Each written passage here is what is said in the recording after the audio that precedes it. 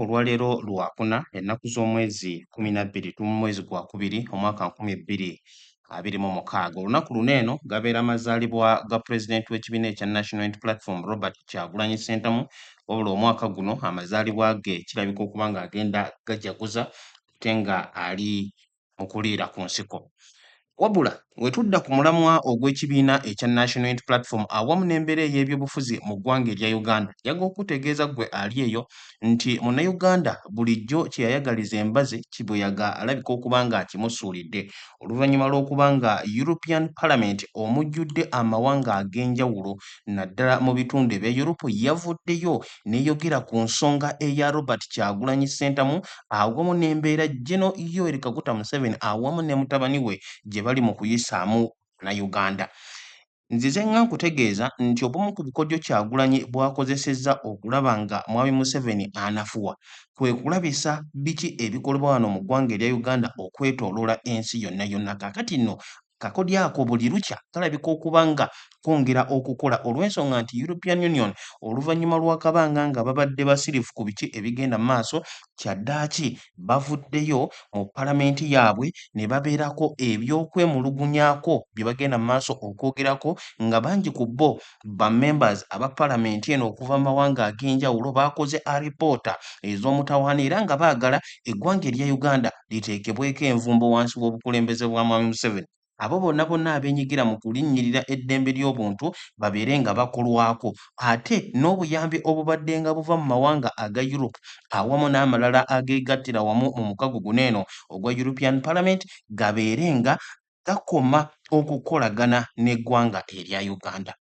Gwampuliriza ku Point Media UG, kino kirabika okuba nga kigenda kuteeka akazito ku gavumenti ya General Yoweri Kaguta Museveni kubanga tukimanyi bulungi nnyo nti General Museveni gavumenti ye okuyimirirawo ssente nnyingi nnyo ziva mu mawanga gano ag'ewabweru. Twalabyeko dda seneta w'eggwanga erya Amerika omukulu amanyikiddwako nga Jim Risch, chairman ow'akakiiko kakwasaganya ensonga z'ewabweru w'eggwanga erya Amerika, nga naye ayogera ku nsonga ey'okuba nga General Museveni gavumenti ye bandibadde bakoma enkolagana wakati waabwe n'eggwanga lyabwe erya Amerika. Kaakati nno ne European Union nayo yennyini erabikira ddala okuba nga esitudde omuliro era General Museveni wampuliriza era alaba omukutu ogwa Point Media UG tetumanyi butya bwagenda kwanikula nsonga eno, wabula ebyo ebyabaddewo mu kalulu ennaku z'omwezi nga 15 n'okuba nti Robert Kyagulanyi Ssentamu mu kaseera kano ali mu kuliira ku nsiko byongeredde ddala okuleeta obuzibu era okulaga abazungu bano nti Bannayuganda bali mu kubonyaabonyezebwa, eddembe lyabwe ery'obuntu lirinnyirirwa, enkola eya demokrasiya tegobererwa, ate Bannayuganda baagala nkyukakyuka. Bamembers abawererako ddala so omu yokka basobodde okuba nga boogera era tugenda kuba tuyita mu katambi aka European Parliament baakiwadde eddakiika ezisoba mu 20 nga boogera ku ggwanga lya Uganda lyokka. Gwampuliriza ku Point Media UG, butereevu akatambi ako tugenda kuba tukagendamu era ngenda kuba nkunnyonnyola kigambo ku kigambo ku biki ebigenze mu maaso okuba nga byogerwako. Wabula okusookera ddala nkwaniriza ku mukutu ogwa Point Media UG weebale nnyo okuba nga okyatambula naffe, ate n'ennyaniriza n'oyo asobodde okuba nga atweyongako wano ku mukutu. Buli kimu kyonna kyonna w'ogenda okukijja, gwe kyolina okukola subscribinga, teeka ku notification bell, likinga, sharinga ate era commentinga, tubeere nga tutambulira wamu bulungi nnyo nnyini ddala. Mu kiseera kye kimu nkujjukiza Hajjati Nakalembe omusomi w'edduwa ono ng'asangibwa we Busaabala ku stage esembayo mutuukire abeere ng'akulombeera edduwa ekizibu oba ebizibu ebibadde bikusumbuwa bigenda kuba bikuvaako, embeera ye ebeere nga etereera. Naawe wali wabweru w'eggwanga erya Uganda osobola okumutuukira ku nnamba eri noti 75237529. Nkakasa buli kimu kyonna kyonna kijja kubeera bulungi. Salamu alaikum. Hajjati Nakalembe omusomi w'edduwa. Bw'oba wenyiye embeera embi yankusomere ku dduwa. Abali ebweru mirimu gigaanye, papula zeesibye, kino kyekyoto kwensabira omukisa kobe ng'oliriddawa wali wekusabira n'ofuna emikisa. Ky'oba olabanga abirira ebinyonyi ebitalina kyakulya, naawe atalina mulimu jangu kusomere ku dduwa ofune omukisa. Eno ennyanja kwesula buli kimu ekisira ne kiba kikujjudde nekikasuka mu nnyanja nekikunta nekigenda. Nze Hajjati Nakalembe kambawo ennamba yange yeeno 052537529. Temuddeeyo ne mwebakira ebizibu mukobe ku nnamba yange eno. awatali kumala budde bulala bonna tugenda kuba tugenderawo butereevu ku biki ebyavudde mu European Parliament obeere nga naawe ali eyo ku mukutu ogwa Point Media UG weerabirako kiki abakulu baneeno kye bateekerateekera gavumenti ya General Yoweri Kaguta Museveni. Nkutegeezezza buli kimu kyonna ngenda kuba nkikunnyonnyola era ngenda kuba nkuvuunuulira mu lulimi Oluganda buli omu kyagenze mu maaso okuba nga ayogerako. Commissioner, I have received 2 motions for resolution to wind up this joint debate. The debate is closed and the vote will be held tomorrow. The next item on the agenda is debates on cases of breaches of human rights, democracy, and the rule of law. Next debate on the agenda is post-election situation in Uganda and threats against opposition leader Bobi Wine. Mwami ono ategeezezza nti motion gye bagenda okuddamu okwogerako yeeyo ey'ensonga ez'ebya demokrasiya. Specifically bagenda kwogera ku ebyo ebiriwo mu ggwanga erya Uganda oluvannyuma lw'akalulu ak'ennaku z'omwezi nga 15 awamu n'embeera eyeetoolodde Bobi Wine. My first speaker is uno de los autores, el señor. Muchas gracias, presidente. Thank you very much, President. In Uganda, the full subversion of democratic standards, abuse, severe restrictions on civic space, intimidation of opposition figures, fraud, violence, and a nationwide internet blackout. How is it possible that the main opposition candidate, Mr. Bobi Wine, could have been sieged by the military in his house and his family and his wife assaulted by government forces? All of this to guarantee a seventh term in office of Yoweri Museveni. It is just unacceptable, and Europe cannot accept this. I must thank all the political groups that we have convened and made a consensus about this. This is, of course, not just about Uganda. It's about supporting the hundreds of millions of Africans who seek freedom, who seek the right for their voices to be heard, who seek their fight for progress and dignity, but are not allowed to do so through violence and oppression. For decades, this European Union has been engaging with our African partners to try to support free and fair elections. I have myself participated in electoral observations on the continent, and I'm very much aware of the challenges. But we need to do more. We have the means to do more, because today it is Bobi Wine in Uganda. Last year it was Tundu Lissu in Tanzania. And next year it might be Alberto Costa Jr. in Angola. Opposition leaders are being persecuted, elections are being stolen, and we cannot allow, as Europeans, continually to close our eyes, and especially our governments who are making economical dealings with the government of Uganda. Madam Commissioner, the Council has to hear high voice and the opinion of this Parliament about these very tragic circumstances that are happening in Uganda. Thank you very much. Kakati omwami ono agamba nti ekyali mu kalulu k'eggwanga erya Uganda kwe kunyigiriza eddembe ly'obuntu, abamu ne bakwatibwa, abalala ne batulugunyizibwa, ne kituuka ne ku ssa ery'okuba nga oluvannyuma lw'akalulu amagye g'eggwanga gasalako amaka ga Kyagulanyi ne gatuusa n'obulabe ku mukyala we.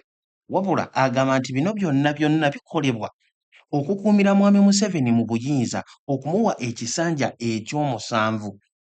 Ekintu kino abakulu bano bakyogerako nga balinga abatakikkiriza nti General Yoweri Kaguta Museveni kaakati ali mu kuweereza kisanja kye kya musanvu. Wabula bagamba nti bo ng'aba European Parliament bazzenga bakolagana n'amawanga ag'enjawulo ku ssemazinga wa Africa, naye ago agatagoberera nkola ya demokrasiya bandibadde bakoma okukolagana nago.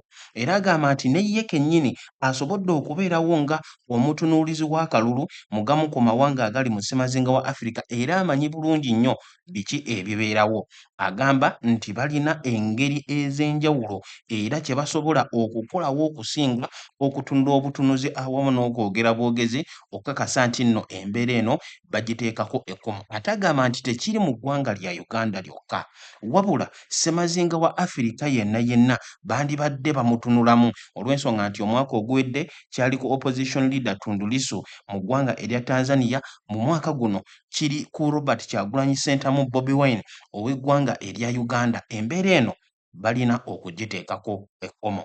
Oyo ye first speaker biki byagenze maaso okubanga ayogerako agamba bandibadde bakomya okwogera obwogezi nga European Parliament ne babaako kye bakola. Señor López Isturiz, my second speaker is another author, Mr. Haid. Thank you, Chair. Dear Commissioner, ahead of the elections, Bobi Wine was cheered by tens of thousands of Ugandan voters wherever he appeared in the country. Now, after the elections, he is under siege, and tens of thousands of citizens took the streets, this time in protest. The post-election situation in Uganda shows a systematic assault on fundamental rights. President Museveni's seventh term followed elections that failed to meet democratic standards, preceded and followed by mass arrests, violence, attacks on journalists, the shutdown of civil society, an internet blackout, and killings of unarmed civilians. The harassment of Bobi Wine, his family and members of the National Unity Platform is unacceptable. The European Union must act consistently to end immediately all violence, threats and the arbitrary detention of opposition politicians and their supporters. We must review our cooperation with Uganda and firmly support civil society, journalists, human rights and LGBTIQ plus defenders, as well as the democratic opposition. Kakati wuliriza bulungi. Omwami ono yagenda maaso okutegeeza nti ekiri mu ggwanga erya Uganda kyennyamiza. Olw'ensonga nti akalulu nga kawedde Kyagulanyi yagenderawo mu kwekweka. Embeera etalina kubeerawo mu nkola ya demokrasiya. Tugende maaso okuwuliriza sipiika omulala. Mr. Otken is as well an author. Thank you, President, Commissioner, colleagues. What happened on January 15th in Uganda, the so-called elections, were not an election. They were a military operation, and the facts confirm it. Soldiers, acting on direct government orders, raided the home of opposition leader Bobi Wine, assaulted his family and forced the family into exile. Opposition supporters were arrested, disappeared or were killed, including Mesako Kello, who was fatally shot while attending a peaceful rally. We are deeply alarmed by reports that the regime has publicly threatened to kill opposition leader Bobi Wine. All these are not isolated incidents. They are acts of terror which are meant to silence an entire opposition. We call for the immediate and unconditional release of all political prisoners, an end to military trial of civilians, full accountability for the crimes committed and a real electoral reform. Today, we as European Parliament say clearly, we stand with Bobi Wine, Uganda's opposition and civil society, and all those who risk everything to demand freedom. Thank you. Kati, Speaker azzeeko agamba bw'ati. Agamba nti akalulu akaabaddewo mu ggwanga erya Uganda tekaabadde kalulu ka nkola ya demokrasiya, gaabadde magye kuwamba buli kimu kyonna kyonna. Ne batuuka n'essa ery'okuwamba ennyumba ya Bobi Wine era ne babeera nga naye buli kati bakyagirimu be bagyetoolodde oba be bavuga ani ayingira ani afuluma. Wabula agamba nti abantu bangi nnyo ab'oludda oluvuganya gavumenti abaakwatibwa ne babuzibwawo ate abalala ne battibwa. Ekintu ekiraga nti embeera si nnungi ne wabeera nawo alipoota ez'okuba nga gavumenti olwo nayogera ku General Muhoozi, gavumenti evuddeyo okutiisatiisa okutta Kyagulanyi. Omukulu ono agamba nti guno si gwe mulundi ogusoose okubanga ebintu bino bikolebwa, ebikolwa bino bya kitujju era bigendererwamu okusirisa abo abali ku ludda oluvuganya gavumenti. N'olw'ensonga eyo bakuba omulanga awatali bukwakkulizo bwonna era mbagirawo ne ba political prisoners mu ggwanga erya Uganda babeere nga bateebwa. Ate abo abagenda mu maaso okuzza emisango gino babeere nga bagisasulira, babeere accountable olw'ebyo bye bagenda mu maaso okuba nga bakola. tugenda mu maaso era tweyongerayo ate ku sipiika omulala. Thank you very much, dear colleague. Mr. Froelich is an author as well. Herr Präsident. Thank you, President. Idi Amin, former dictator of Uganda, said that he can't guarantee free speech.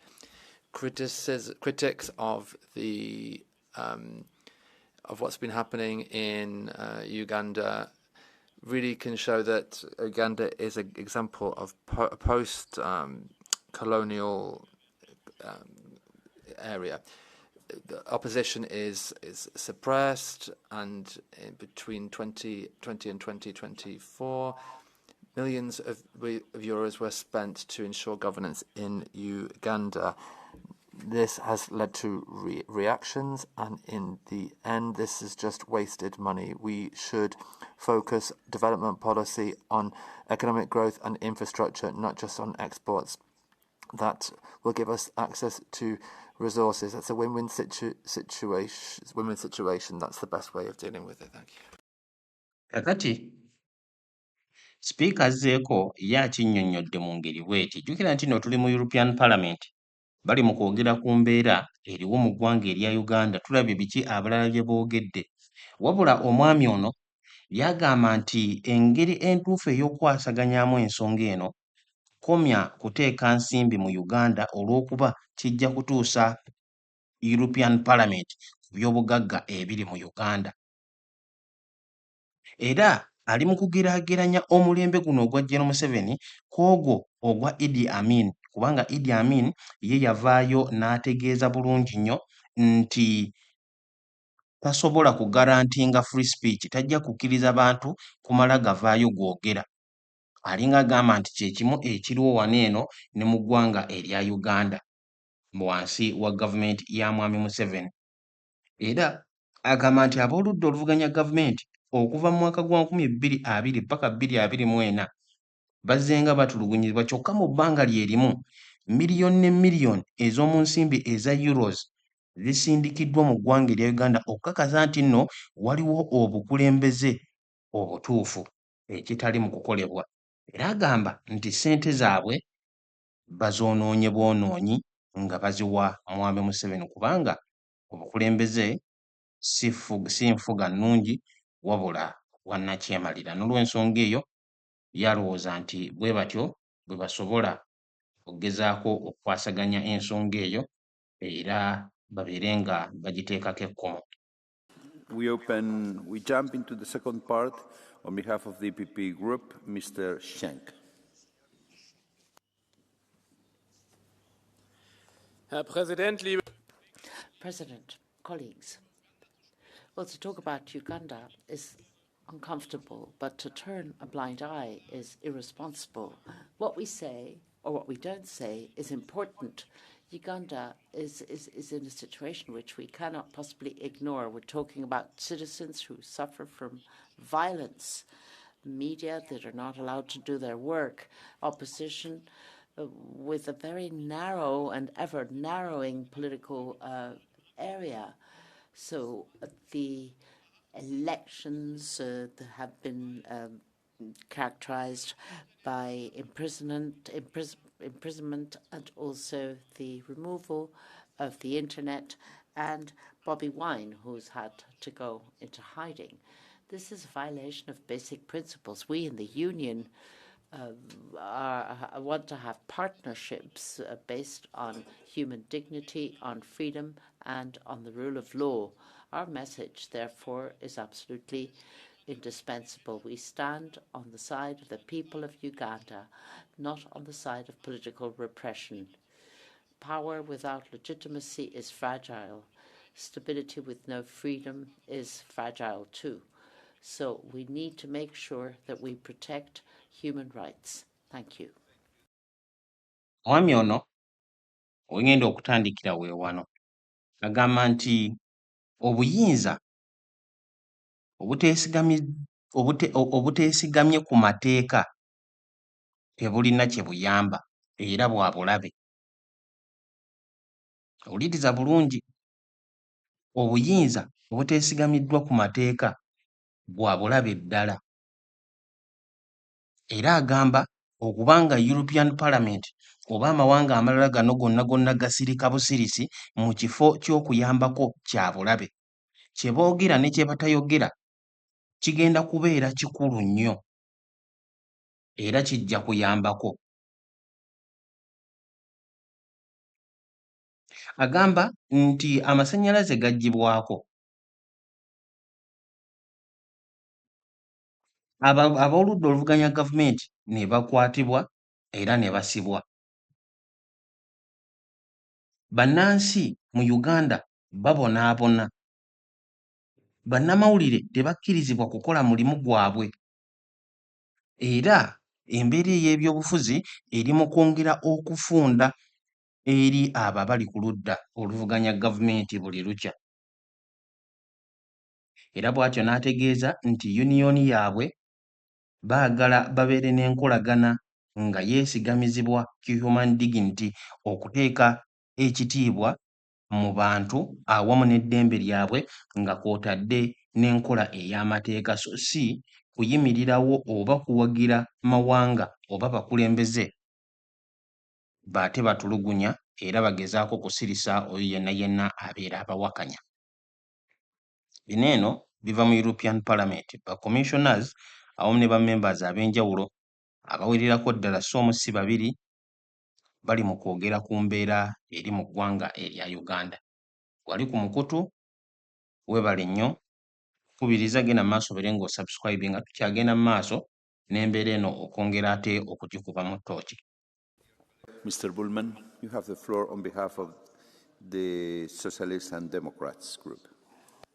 Herr Präsident, Frau President, Commissioner, please allow me to read a social media post, to quote it. 22 NUP terrorists since last week. NUP steht für National Unity. NUP is the National Unity Platform. That's the opposition party. I continue to quote. The 23rd is Kabobi. Kabobi steht für Bobi Wine. Kabobi is Bobi Wine, the leader of the opposition and the candidate for the presidency. That quote is from the son of the president. He's also head of the Ugandan army. The post has now been removed, apparently because they fear an international reaction. I'm in favour of offering money to strengthen democracy. I'm in favour of protecting human rights through our cooperation. But this is completely unfair, what is happening, and I'm waiting for action from the Commission and the Council. The European Parliament is not going to let this go. Kakati omukulu ono ye azze ku floor eya European Parliament n'ayogera ku kya General Hosken Rugabana biki byazze ng'ateekayo ebyokutta abawagizi ba National Unity Platform ng'abayita abayeekera ate n'agenda mu maaso n'okutiisatiisa okutemula Robert Kyagulanyi Ssentamu. Kakati ye omukulu n'agamba nti European Parliament tejja kuyimirira buyimirizaawo ebeere ng'etunula butunuzi bino nga bigenda mu maaso okukolebwa. Ekimu ku ebyo ebifaanaganamu mu ba speakers oba mu boogezi be twakawuliramu gwali ku Point Media UG kye ky'okuba nga bonna balaga nti embeera egenda mu maaso mu ggwanga erya Uganda bagikooye. Ebyo eby'okuba nti bazze nga bawaayo ssente eri eggwanga erya Uganda naye ate ne lisigala nga lirinnyirira eddembe ly'obuntu tebagenda kubikkiriza. Era y'agamba nti ky'ayagala kwe kukuuma eddembe ly'obuntu nga bayitira mu miwaatwa gye balina egy'enjawulo nga ekitongole oba omukago gwa European Union. Next speaker on behalf of the ESN group is Mr. Siskowski. Thank you, Chair, ladies and gentlemen. 40 years is a long time, and 40 years ago the world was completely different. Diego Maradona was the best football player. Margaret Thatcher was the ruling person in the UK. Uganda has had the same president all the time, so no surprise people want changes. But for the 40 years, the president of Uganda did not change either. He rules with the same methods all the time. And this shows the divergence between what we're talking here, where we condemn the behavior of authorities, and that we make business with Uganda. So here there is this discrepancy, because on the one hand we talk about it and indeed we invest there, and we have a policy which should be realpolitik, that is, we focused on business and raw materials. The violence obviously has a very dark side to it, and we should condemn what's happening there. On the other hand, foreign policy should be about caring about our own interest. Thank you. Kakati omwogezi azzeeko ali mu kukkaatiriza ensonga ey'okuba ng'okumala emyaka 4 eggwanga erya Uganda liri wansi wa mukulembeze omu yekka yekka. Agamba nti emyaka 4 emabega ensi yali etendereza era ng'ekunguliza Diego Maradona okuba nga ye yali omuzannyi asingayo. Eggwanga erya Bungereza mu kaseera ako lyalina Prime Minister mulala nga bombiriri baava mu bulamu bw'ensi eno dda nnyo. Naye ate ddyo eggwanga erya Uganda ne libeera nga likyalina omukulembeze y'omu. Era akyagenda mu maaso okumenya amateeka mu ngeri y'emu okwesigaza mu ntebe. Agamba nti kino kiraga waliwo omuwaatwa mutinene nnyo ku ki ekyogerwako na kiddala ekirabwako wali eri mu ggwanga erya Uganda, era balina okusitukiramu bavumirire embeera ab'obuyinza mu ggwanga erya Uganda gye bateekawo, era balina n'okukoma okukola bizinesi ne Uganda. Agamba nti mu ggwanga erya Uganda bazzenga basigamu ensimbi, wabula balina okuyitira mu nkola zaabwe mu policies zaabwe ez'enjawulo babeere nga beewaza ebintu ng'ebyo okwongera okubeerawo. Much, dear colleague. I have 3 requests for the catch the eye. First one is Mr. Stier.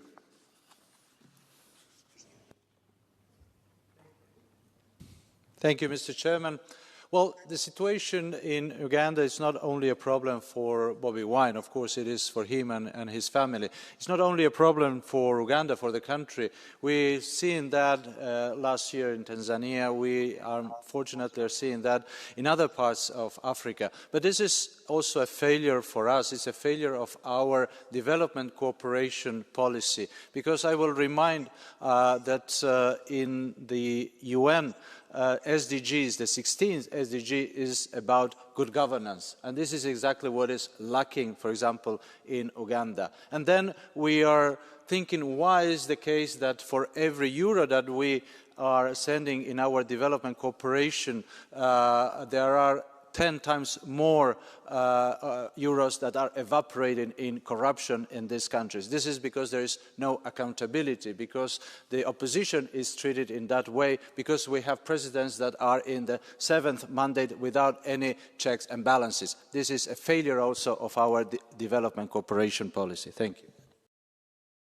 Kakati okwawukanako n'abalala ababadde boogera ku bikyamu ebiri mu ggwanga erya Uganda byokka, omwogezi ono azzeeko yagamba nti ne bo bennyini beesuuliddeyo gwa naggamba, era kiraga nti nno balina bye balemereddwa. Omukulu ono agamba nti balina enkola eya Development Cooperation Policy mwe bayitira okusindika euros ne euros ez'ensimbi mu ggwanga erya Uganda, wabula nnyingi ku zo ze basindika ziggwawo lwa nsonga ya bulyake mu ggwanga erya Uganda, kubanga abakulembeze eno mu Uganda tebalina accountability, era ne babeera nga bakyalonda n'omuntu y'omu ng'obuyinza bwe bulabika okuba nga tebuliiko kkomo. N'olw'ensonga eyo omwogezi ono yagamba nti ne bo bennyini balemereddwa.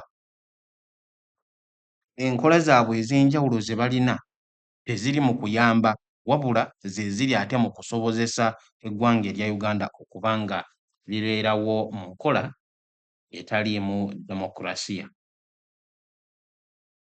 Bino byonna bye tuwulira gwampuliriza era alaba omukutu ogwa Point Media UG biyinza okukomekkereza nga tulaba nti amawanga gano eno ebitongole bino eno bisazeewo okukoma kuteeka ensimbi mu gavumenti ya General Yoweri Kaguta Museveni, ekintu ekitalabika bulungi yadde eri General Museveni awamu ne gavumenti ye. Tweyongereyo ku mwogezi omulala. Muchas gracias, señor Stier. Señor López Aguilar. Dear Chair, President, González Pons, Commissioner, more than 10 years ago, my first mandate is this European Parliament. I was a member of a EU electoral observation mission to Uganda, a country long tormented by oppressive, brutal regimes.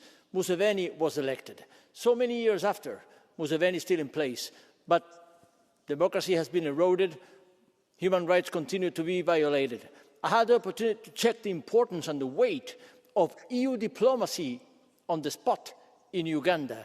So it summed up with the embassies of the member states, and we're still powerless in order to make the right point to bring about fair, credible elections in Uganda. Insofar, there is something we can do. It's make the case for human rights violated of the leaders of the opposition, so that the European message is still heard in Kampala, in Uganda, and all over the place, that we do care about those leaders of the opposition which are so unfairly prosecuted against. So please, Commissioner, take the message. Action is needed in Uganda, Kampala. Thank you. Action is needed in Uganda. Omwami ono agamba nti ebigambo bikome wabeerewo ebikolwa. Era agamba nti emyaka 10 emabega tubeera nno twogera ku kalulu ka mwaka gwa 2016. Agamba nti yaliwo mu ggwanga erya Uganda ne yeetegereza biki ebyagenda mu maaso. Mwami Museveni ku mulundi ogwo yalondebwa era n'alangirirwa. Naye buli kati Museveni eyalangiriddwa, kyokka ate enkola eya demokrasiya eri mu kwongera okusebengerera. Agamba nti basindise ssente nnyingi nnyo mu ggwanga erya Uganda, kyokka ate embase eziriyo balabika okuba nga bo bennyini tebalina kye kyetaagisa kubaako ne kye bakolawo. Jjukira nti nno ambasada wa European Union wano mu ggwanga erya Uganda y'omukulu amanyikiddwako nga Jan Sadek. Omukulu ono tumulabye enfunda eziwererako ddala ng'asisinkana General Museveni, n'asisinkana General Muhoozi Kainerugaba, n'oluusi n'asisinkana ab'oludda oluvuganya government, specifically Robert Kyagulanyi Ssentamu n'ekibiina ekya National Unity Platform. Wabula omwami ono omwogezi agamba nti ebitongole oba ekitongole ekya European Union ne embassy zaakyo mu ggwanga erya Uganda tezinnavaayo kulaga maanyi era teziraga nti nno zisobola okuteekawo embeera egenda okuleetawo enkyukakyuka. Yagamba nti ekyo kye kirina okukyukamu. European Union Parliament erina okubaako ebikolwa byeteeka mu nkola balage nti basobola okuleetawo enkyukakyuka, oba si kyo wajja kubeerawo emitawaana eri abo abali mu buyinza. Muchas gracias, señor López Aguilar. Mr. Tinkinen, C210. Mr. President, Uganda's president, who has been in power for more than 40 years, has placed the only credible opposition candidate under house arrest. 40 years in power, and challengers are put under house arrest. This is not democracy, it is criminal. Now listen to what the EU's official policy is at the same time regarding its support for Uganda. Linda katono nnyo. Omwami ono alina ky'ayogedde ekyenjawulo. Agamba nti mu ggwanga erya Uganda emyaka 4 bweddu mwami Museveni alifuze. Kyokka ate mu kaseera nga credible opposition leader, credible kitegeeza omukulembeze ow'oludda oluvuganya gavumenti owa ddala, omuntu alimu ensa era alina ebisaanizo. Credible opposition leader Bobi Wine, family yateekebwa under house arrest, ate nga kibadde nga kikolebwa bwe kityo ne kuba opposition leaders abalala. kakati agamba nti kasooke atunule mu nkola zaabwe policies ku biki ebirina okukolebwa nga baba European Parliament. The EU cooperates with Uganda to promote the country's green transition, support sustainable and inclusive job creation and investment growth, and strengthen democratic governance that advances social inclusion and human rights. It seems the support policy has not been very successful. The EU must now decide whether we want to continue financing these regimes that laugh at our declarations with gold teeth flashing, or is it time to adopt a new mantra for development aid as well?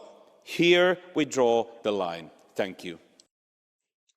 Agamba nti European Parliament kakati esalewo kubanga balina enkola ez'enjawulo eza development awamu n'okugoberera demokrasiya mu mawanga nga Uganda, naye ate abo abali mu buyinza ne bongera okusekerera declarations zaabwe emikago gyabwe gino nga balinga abagamba nti tegirina gye kitegeeza. N'olw'ensonga eyo European Union erina okusalawo kiki ekiddako abo be bateekamu ensimbi nga tebagoberera mateeka babongere ensimbi oba bakomye okuba nga babawagira. Thank you very much, dear colleague. Madam Commissioner, you have the floor.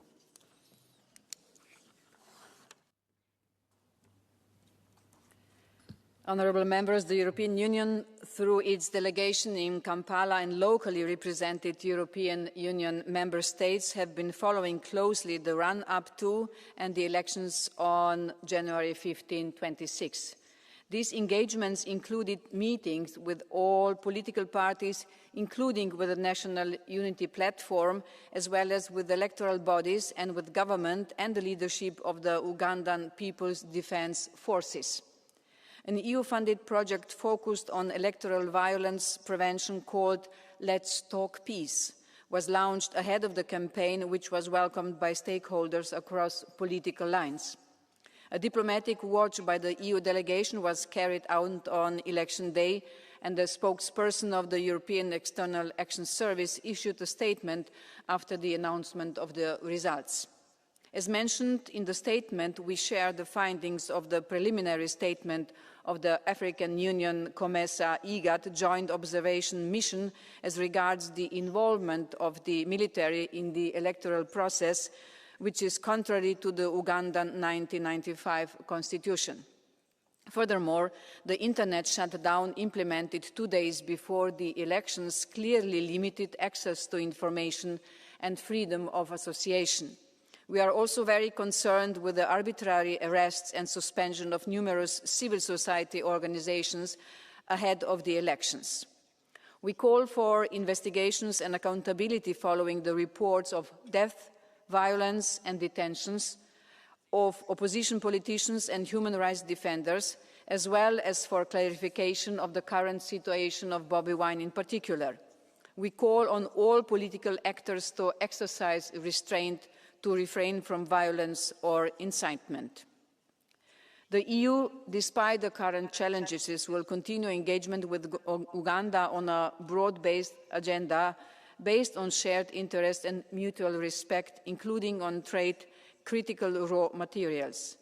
Our cooperation and humanitarian programs promote a Team Europe approach, exploring opportunities for transformative projects, including under the Global Gateway. At the same time, the EU, through an open dialogue with Ugandan authorities, will continue to advocate for the respect of human rights and democratic principles and to follow up on anti-discrimination measures. The EU will continue to stand by civil society organizations and support them in line with their needs and our values and principles. Thank you very much, Madam Commissioner. The debate is now closed. I have received 5 motions for resolution. Kati gwe ampuliriza era alaba omukutu ogwa Point Media UG embeera bw'etyo mu European Union Parliament bwe yalabiseeko. Omukyalo ono asembyeyo byagenze mu maaso okwogerako byebyo ebyava mu statement ya European Union nga bagenda mu maaso okwogera ku biki ebyalabikako mu alipoota ya AU Komesa IGAD gye twasobola okuba nga tukolako wano eno ku mukutu era nga bategeeza nga nabo bali mu kwemulugunya ku bintu eby'enjawulo ebyaliwo, okuba nti internet yaggyibwako, okuba nti ab'oludda oluvuganya gavumenti eddembe lyabwe lyalinyirirwa, okuba nti Robert Kyagulanyi Ssentamu aliira ku nsiko, era okuba nti embeera teyali ya mazima na bwenkanya. Wabula mu statement yaabwe aba European Union bategeeza nti bagenda kwongera okukolagana ne gavumenti ya Uganda mu kaweefube waabwe okulaba nti bongera okulwanirira eddembe ly'obuntu. Naye ate okusinza ku bye tuwulidde okuva mu boogezi abalala, bo tebalabika kubanga beeteefuteefu okwongera okukolagana ne gavumenti ya General Yoweri Kaguta Museveni. Embeera nno bwetyo bwetambula, General Museveni awamu ne gavumenti ye nga bwenzize nga nkutegeeza, akazito kali mu kweyongera. Amawanga ag'enjawulo, emikago egy'enjawulo, ebitongole eby'enjawulo, ebirwanyirizi by'eddembe ly'obuntu awamu n'ebirala biri mu kwongera okuteeka akazito era eriisa ejjogi mu ggwanga lyattu erya Uganda. Gwampuliriza ku Point Media UG, awo sigenda kusukkawo, weebale nnyo weebalire asobodde okuba ng'atambula naffe, wabula embeera bwetyo bwerabika okuba nga eri mu kutambula. Mpozzi katono nnyo, omu ku ba speakers be tulabyeko awo mu European Parliament yasobodde okuba nga avaayo okuwa obubaka bwe ku mukutu ogwa X, era nga omukulu ono katono nnyo nga wenkyamunoonyaako wano eno, amanyikiddwako nga Jan Christopher Otjen, yavuddeyo n'apostinga obubaka buno ku mukutu gwe ogwa X ng'agamba nti it is an outrageous thought, soldiers raiding your home and attacking your family on government's orders. That is what happened to opposition leader Bobi Wine in Uganda. We must impose sanctions on all those who take part in this operation.